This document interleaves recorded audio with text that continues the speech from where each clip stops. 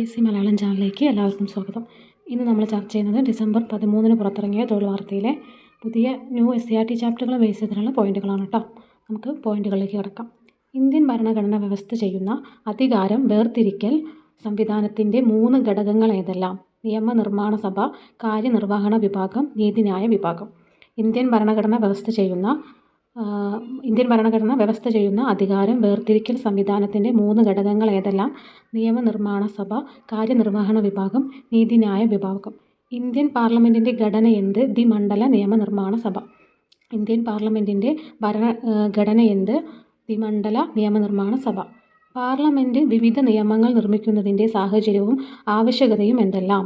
വിവിധങ്ങളായ ജനാഭിലാഷങ്ങൾ മുൻനിർത്തി കാലാനുസൃതമായ പരിവർത്തനങ്ങൾ സാധ്യമാക്കാൻ, പുതിയ ലക്ഷ്യങ്ങൾ സാക്ഷാത്കരിക്കാൻ. പാർലമെൻറ്റ് വിവിധ നിയമങ്ങൾ നിർമ്മിക്കുന്നതിൻ്റെ സാഹചര്യവും ആവശ്യകതയും എന്തെല്ലാം? വിവിധങ്ങളായ ജനാഭിലാഷങ്ങൾ മുൻനിർത്തി കാലാനുസൃതമായ പരിവർത്തനങ്ങൾ സാധ്യമാക്കാൻ, പുതിയ ലക്ഷ്യങ്ങൾ സാക്ഷാത്കരിക്കാൻ. ഇന്ത്യൻ പാർലമെൻറ്റിലെ 2 സഭകൾ ഏതെല്ലാം? ലോക്സഭ, രാജ്യസഭ. ഇന്ത്യൻ പാർലമെൻറ്റിലെ 2 സഭകൾ ഏതെല്ലാം? ലോക്സഭ, രാജ്യസഭ. ഇന്ത്യൻ പാർലമെൻറ്റിലെ അധോമണ്ഡലമേത്? ലോക്സഭ. ഇന്ത്യൻ പാർലമെൻറ്റിലെ അധോമണ്ഡലമേത്? ലോക്സഭ. ഭൂരിപക്ഷ സമ്പ്രദായ പ്രകാരം ജനങ്ങൾ നേരിട്ട് അംഗങ്ങളെ തിരഞ്ഞെടുക്കുന്ന സഭയേത്? ലോക്സഭ. ഭൂരിപക്ഷ സമ്പ്രദായ പ്രകാരം ജനങ്ങൾ നേരിട്ട് അംഗങ്ങളെ തിരഞ്ഞെടുക്കുന്ന സഭയേത്? ലോക്സഭ. എത്ര വയസ്സ് പൂർത്തിയായ ഇന്ത്യൻ പൗരന്മാർക്കാണ് ലോക്സഭാ തിരഞ്ഞെടുപ്പിൽ മത്സരിക്കാൻ യോഗ്യതയുള്ളത്? 25 വയസ്സ്. എത്ര വയസ്സ് പൂർത്തിയായ ഇന്ത്യൻ പൗരന്മാർക്കാണ് ലോക്സഭാ തിരഞ്ഞെടുപ്പിൽ മത്സരിക്കാൻ യോഗ്യതയുള്ളത്? 25 വയസ്സ്. ലോക്സഭയുടെ കാലാവധി എത്രയാണ്? 5 വർഷം. ലോക്സഭയുടെ കാലാവധി എത്രയാണ്? 5 വർഷം. ലോക്സഭയുടെ പരമാവധി അംഗബലം എത്ര? 550. ലോക്സഭയുടെ പരമാവധി അംഗബലം എത്ര? 550. നിലവിൽ എത്ര തിരഞ്ഞെടുക്കപ്പെട്ട അംഗങ്ങളെയാണ് ലോക്സഭ ഉൾക്കൊള്ളുന്നത്? 543 കേട്ടോ.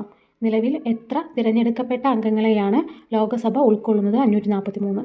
കേന്ദ്ര സർക്കാരുകളുടെ രൂപവൽക്കരണവും നിലനിൽപ്പും സാധ്യമാകുന്നത് പാർലമെൻറ്റിലെ ഏത് സഭയിലെ ഭൂരിപക്ഷത്തിൻ്റെ അടിസ്ഥാനത്തിലാണ്? ലോക്സഭ.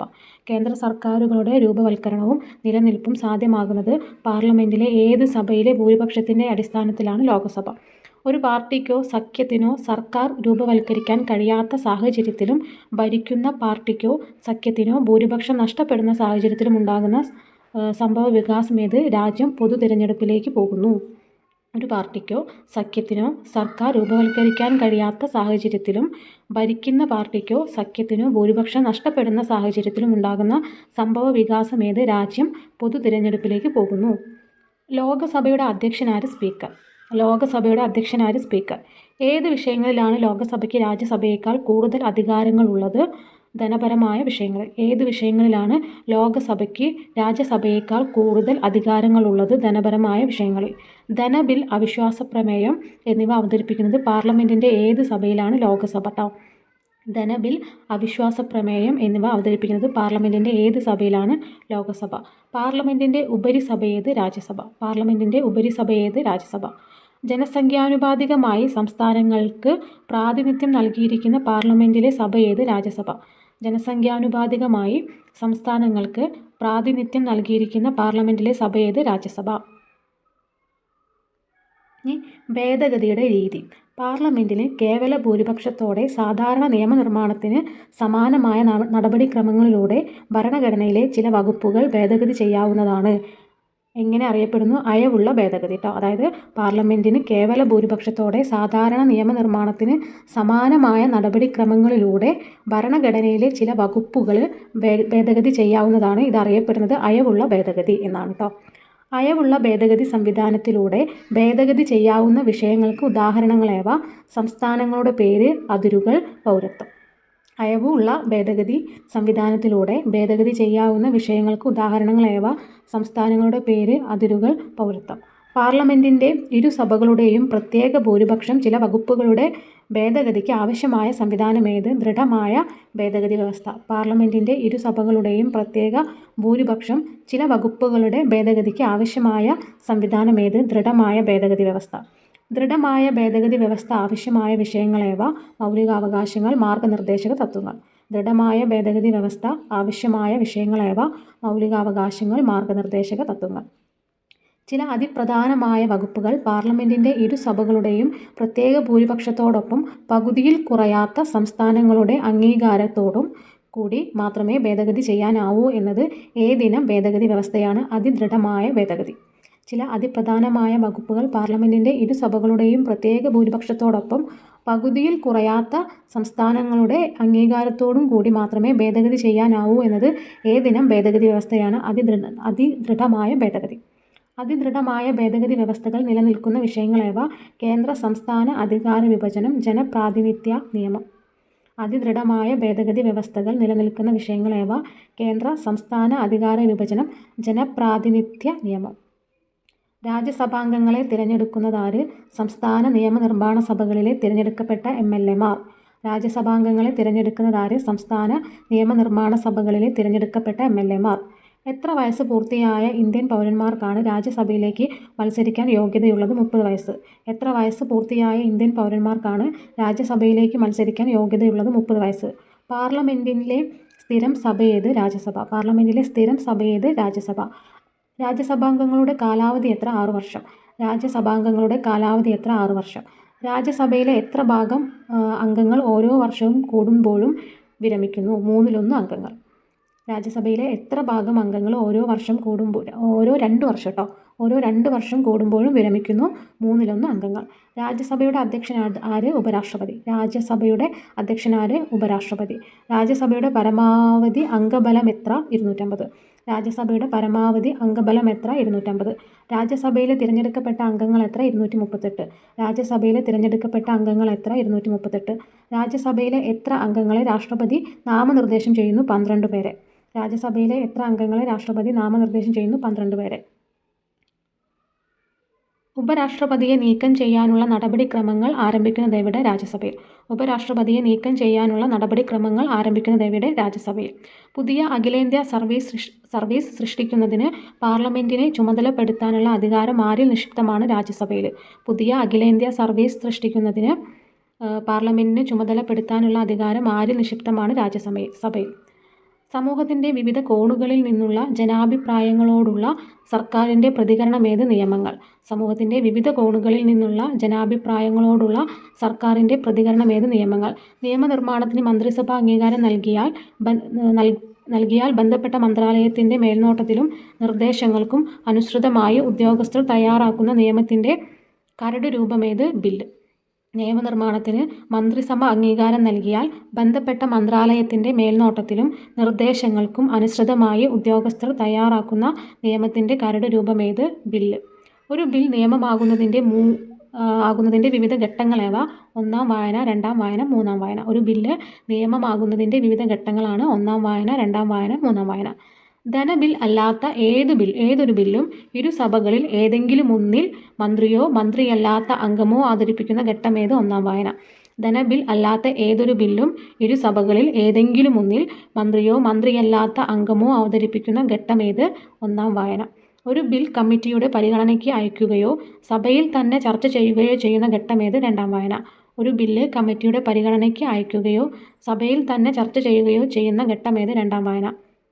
മാറ്റങ്ങളോ ഭേദഗതിയോ സ്വീകരിക്കാവുന്ന ബില്ലിന്റെ ഏത് ഘട്ടമാണ് കമ്മിറ്റി ഘട്ടം എന്നറിയപ്പെടുന്നത്? 2-ാം വായന. മാറ്റങ്ങളോ ഭേദഗതിയോ സ്വീകരിക്കാവുന്ന ബില്ലിന്റെ ഏത് ഘട്ടമാണ് കമ്മിറ്റി ഘട്ടം എന്നറിയപ്പെടുന്നത്? 2-ാം വായന.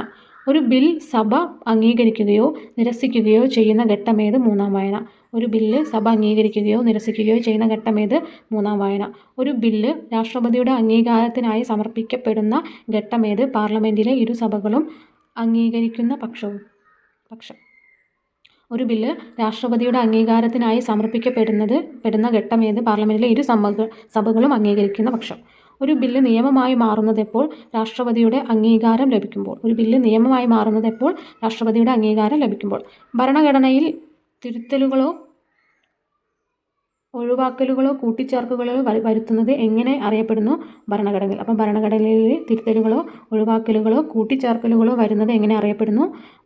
ഭരണഘടനാ ഭേദഗതി.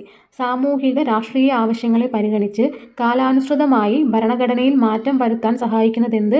ഭരണഘടനാ ഭേദഗതി. സാമൂഹിക രാഷ്ട്രീയ ആവശ്യങ്ങളെ പരിഗണിച്ച് കാലാനുസൃതമായി ഭരണഘടനയിൽ മാറ്റം വരുത്താൻ സഹായിക്കുന്നതെന്ത്? ഭരണഘടനാ ഭേദഗതി. ഇന്ത്യയിൽ ഭരണഘടനാ ഭേദഗതി ചെയ്യുന്നതിനുള്ള അധികാരം ആരിൽ മാത്രമാണ് നിക്ഷിപ്തമായിരിക്കുന്നത്? പാർലമെൻറ്റിൽ.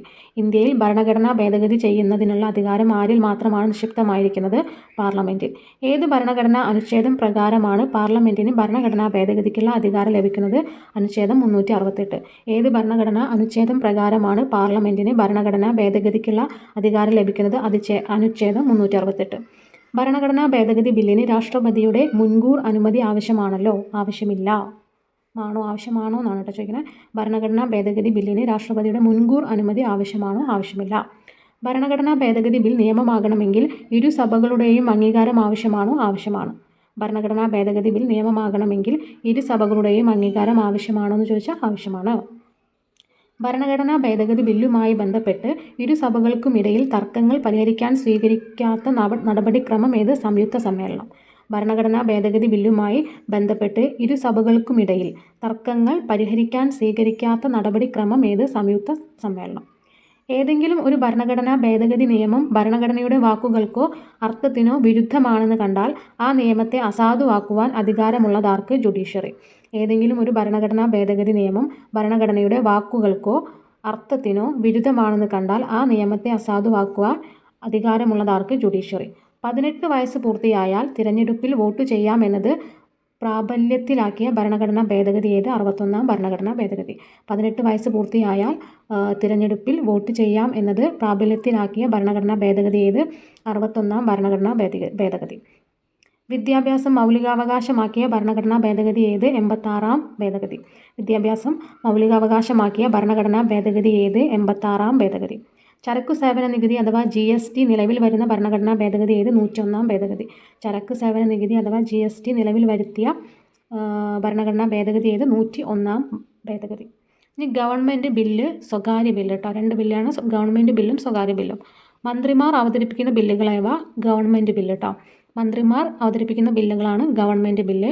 മന്ത്രിയല്ലാത്ത പാർലമെൻറ്റ് അംഗം അവതരിപ്പിക്കുന്ന ബില്ല് ഏത്? സ്വകാര്യ ബില്ല്. മന്ത്രിയല്ലാത്ത പാർലമെൻറ്റ് അംഗം അവതരിപ്പിക്കുന്ന ബില്ല് ഏത്? സ്വകാര്യ ബില്ല്. പൊതുഖജനാവിലേക്കുള്ള ധനസമാഹരണവും ചെലവഴിക്കലും സംബന്ധിച്ച ബില്ലുകളേവ? ധനബില്ലുകൾ. പൊതുഖജനാവിലേക്കുള്ള ധനസമാഹരണവും ചെലവഴിക്കലും സംബന്ധിച്ച ബില്ലുകളേവ? ധനബില്ലുകൾ. ധനബില്ലുകൾ ആദ്യം അവതരിപ്പിക്കുന്നത് ഏത് സഭയിലാണ്? ലോകസഭയിൽ. ധനബില്ലുകൾ ആദ്യം അവതരിപ്പിക്കുന്നത് ഏത് സഭയിലാണ്? ലോകസഭയിൽ. ധനബില്ലുകൾ അല്ലാത്ത ബില്ലുകളേവ? ധനേതര ബില്ലുകൾ. ധനബില്ലുകൾ അല്ലാത്ത ബില്ലുകളേവ? ധനേതര ബില്ലുകൾ. ധനേതര ബില്ലുകൾക്ക് ഉദാഹരണങ്ങളേവ? ഭരണഘടനാ ഭേദഗതി ബില്ലുകൾ, സാധാരണ ബില്ലുകൾ. ധനേതര ബില്ലുകൾക്ക് ഉദാഹരണങ്ങളേവ? ഭരണഘടനാ ഭേദഗതി ബില്ലുകൾ, സാധാരണ ബില്ലുകൾ. അപ്പോൾ ഇത്രയും പോയിന്റുകളാണ് ഇന്നത്തെ വീഡിയോയിൽ നമ്മൾ ഉൾപ്പെടുത്തിയിട്ടുള്ളത്. അപ്പോൾ നിങ്ങൾക്ക് വീഡിയോ ഇഷ്ടപ്പെട്ടാൽ ലൈക്ക് ചെയ്യുക, ഷെയർ ചെയ്യുക, സബ്സ്ക്രൈബ് ചെയ്യുക. മാത്രമല്ല നിങ്ങളുടെ അഭിപ്രായങ്ങളും കൂടി കമൻറ്റിലൂടെ അറിയിക്കാം. Thank you.